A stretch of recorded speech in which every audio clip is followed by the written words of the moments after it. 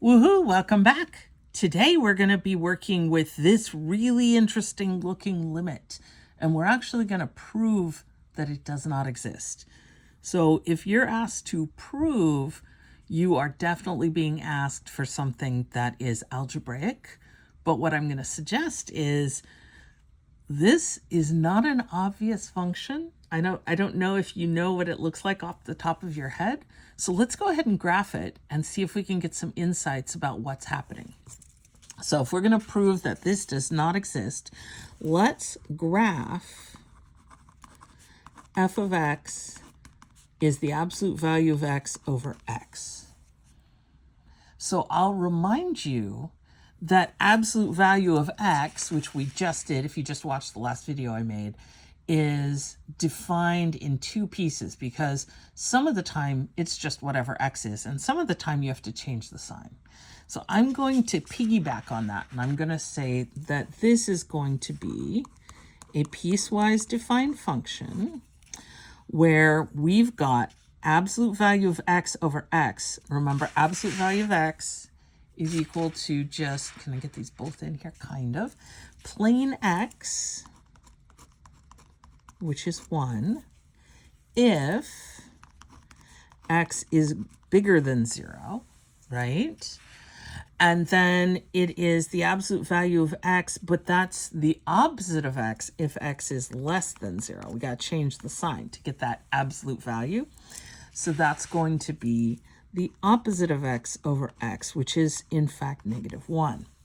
Now you'll notice I very cleverly skipped 0. Why am I skipping 0? Well, if I try to figure out what's happening at 0, I've got absolute value of 0, which is 0, over 0, which is undefined.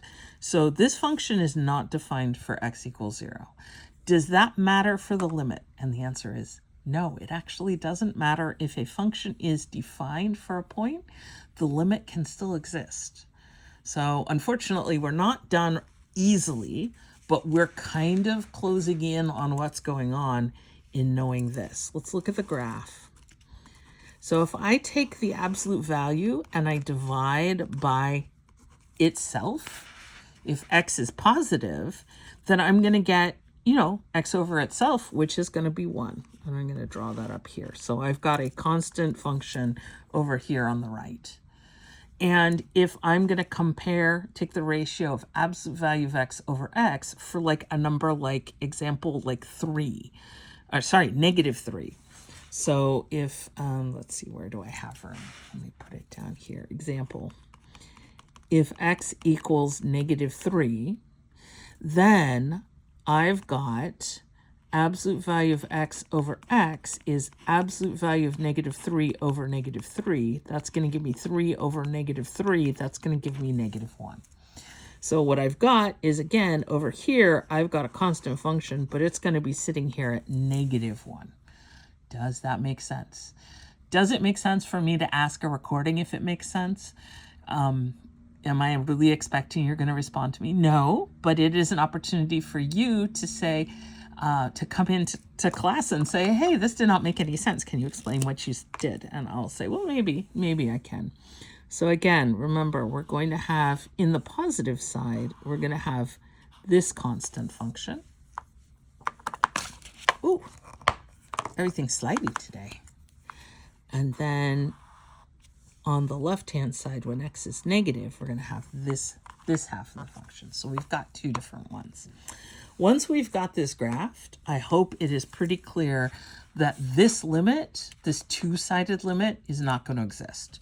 The limit from the right is going to be 1, right? Because it's just constant. It's not changing. It's not coming in towards 0. It's not doing anything like that. It's just 1.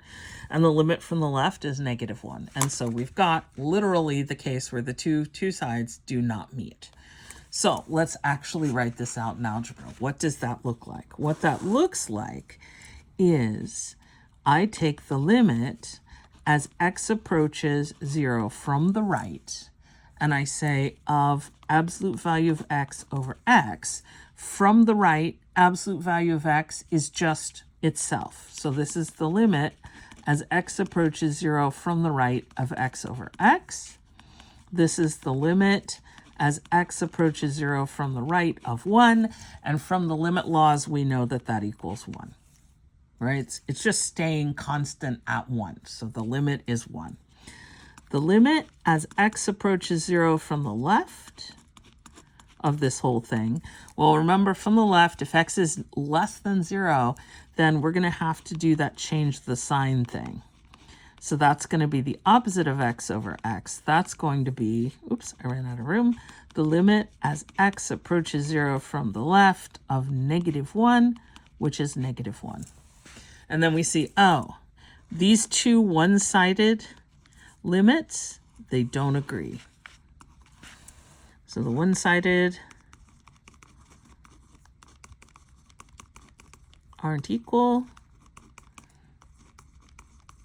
So, oh my goodness, getting into the last little square centimeter of the paper.